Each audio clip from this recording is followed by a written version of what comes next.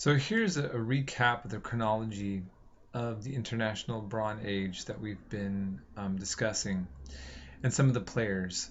So Minoan civilization flourishes on Crete, and we're going to eventually also see, if we go down to the 15th century, there will be what's going to be emerging into Greek culture. Okay. Hittites in the land area that is now modern Turkey emerges, and the new kingdom of Egypt, which is still where Egypt still exists as Egypt. And then we had the Kassites gain control of Babylonia, as discussed in the book, by the 15th century BCE, and then Assyria begins a period of expansion. And we're going to be talking about the Neo-Babylonian and Neo-Assyrian empires in this section as well. And so we're going to see the Bronze Age coming to an end between the 13th and the 12th century BCE, the 1200s and the 1100s. The textbook points out about the emergence of the Iron Age as well. And these terms, by the way, Bronze Age, Iron Age, sometimes you'll hear Enlightenment, Romantic Period.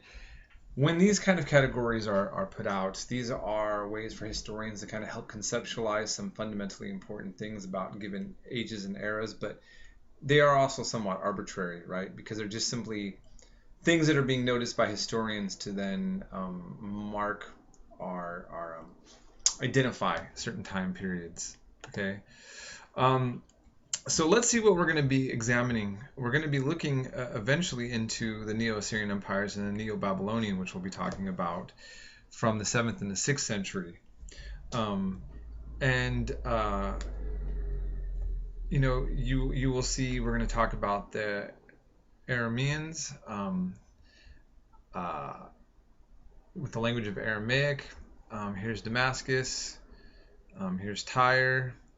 Samaria, Israel, Philistina, Judah, okay? Here's Babylon, there's Persia right here. So this map is important. So we'll get back and discuss this more in just a little bit. And then here we're also going to be mentioning the Phoenicians and some of the sea routes in which the Mediterranean Sea could be used for trade and expansion.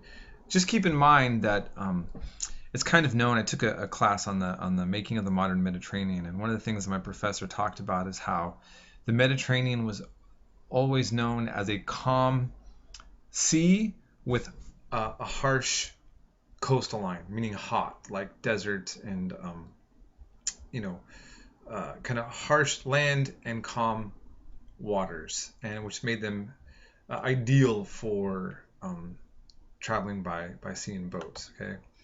All right. So let's talk about some important people here to get us back on track with the topic.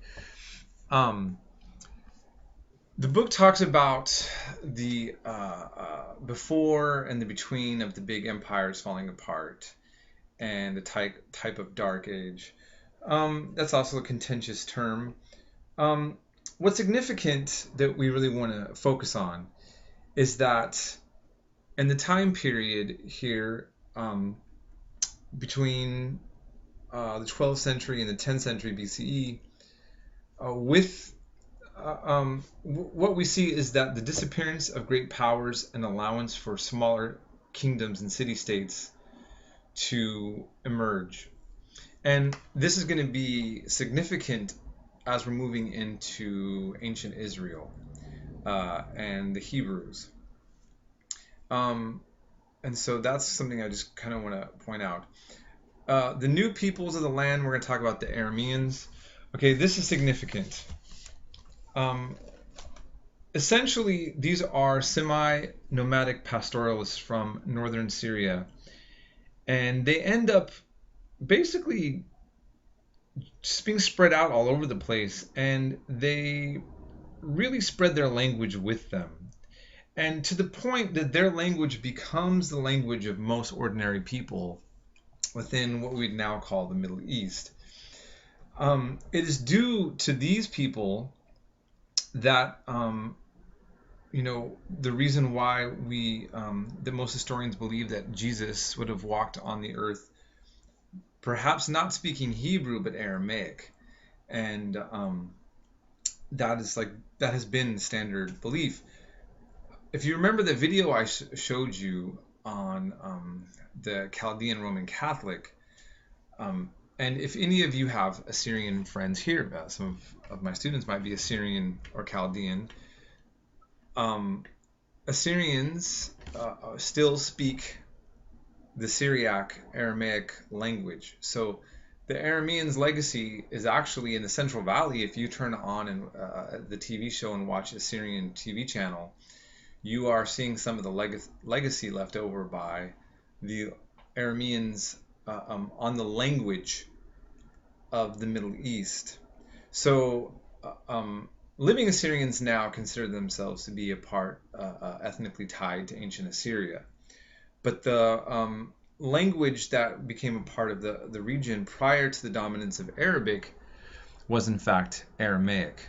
Okay? And so that's something that I mainly wanted to point out. And that Damascus was an Aramean state. And just something to also point out, since I had you watch the Iraq video, you notice your textbook says that Damascus may be the oldest continuously inhabited city in the world. We're talking about Syria now, where you're watching this terrible war also take place that has been a civil war for going on for years now, and with lots of deaths, tragic. And we forget about the history, again, of these places is not just war, but really has significant culture, and still does. But of course, war doesn't really help people to focus on culture, does it? In World War II and World War I don't think that Europeans looked all that civilized, as they were, killing each other by the thousands and the millions. Just keep that in mind. But the Arameans, they do leave their imprint on the region. So you don't hear much about them often in terms of like a real complete picture about them.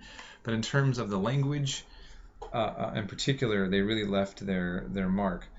And now the Sea Peoples, the Phoenicians, I didn't really go over the other Sea Peoples. I kind of feel like, it's like the legacy of the Vikings up in Europe, the British Isles and Scandinavia. People who were able to use boats and do raids would find people who live on the coast to be vulnerable to such raids. And so, and the Vikings didn't just raid, sometimes they colonized, right? And they became a part of different societies. In the British Isles, you definitely have the influence of Vikings that settled into the British Isles, especially in the coastal areas like the Shetland Islands.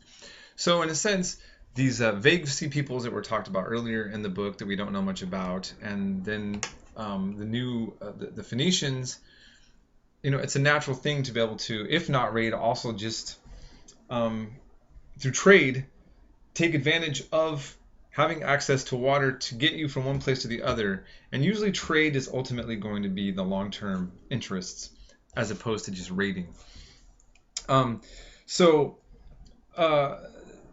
The Phoenicians would end up setting up city-states along northern Syrian coast, which is now Lebanon. And they were able to spread out into various places. I want to actually talk more about them and their influence on the alphabet and other things that maybe you wouldn't think about in regards to significance of the Phoenicians. So I'll end right here.